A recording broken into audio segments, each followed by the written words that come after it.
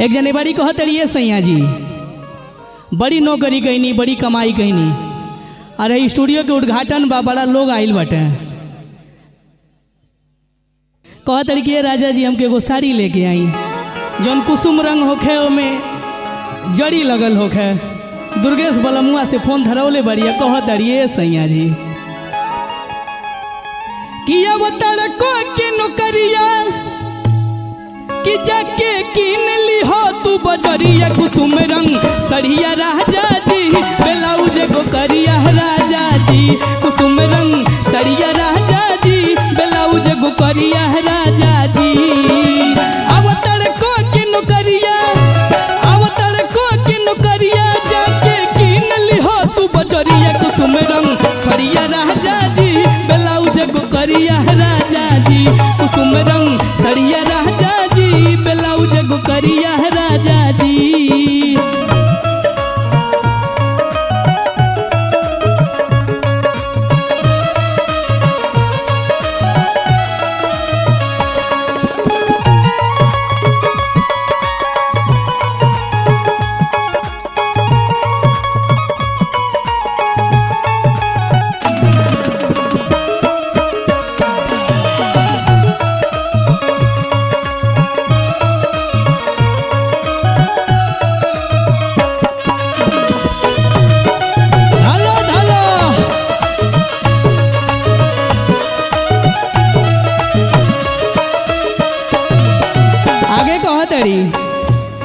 कौने भाव में कहतड़ी के राजा तू ना अइलो, भुला गइलो।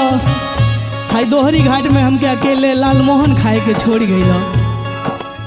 अनिल भैया के जोरे फोन लगौले बड़ी, गणेश भैया लाली रे पलंगिया पे से जिया डसाई, सड़िया सिलिक वाला पेन के झमकाई।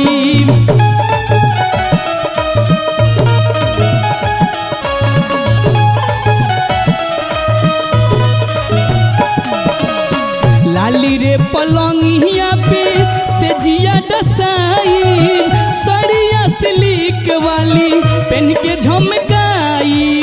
आगे कह दड़ी होखे सितारा जड़िया, होखे सितारा जड़िया, जौन लागल अरिया अरिया कुसुम रंग सड़िया राजा जी, ब्लाउज को करिया राजा जी, कुसुम रंग सड़िया राजा जी, ब्लाउज को करिया राजा जी।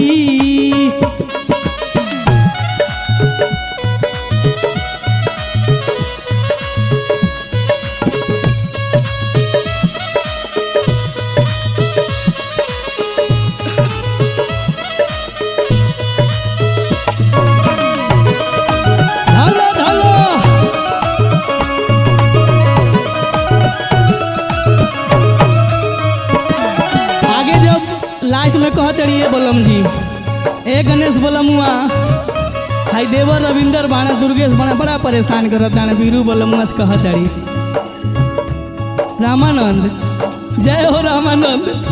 आगे कहत रही देखी के तू नीमन लई हो, लागे भले दाम हो, फोटो पहले भेजी हो ये भी घाटा बोली राम हो।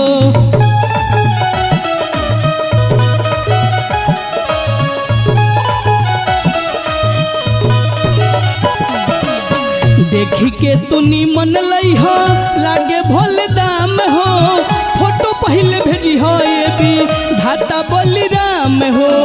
कहतड़ी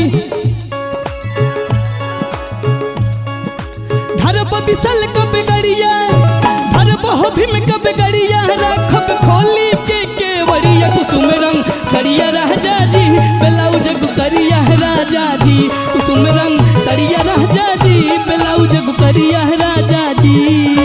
अब तड़को के नौकरिया, अब तड़को के नौकरिया जाके किन ली हो तू बजरिया कुसुम रंग सड़िया राजा जी, ब्लाउज को करिया राजा जी, कुसुम रंग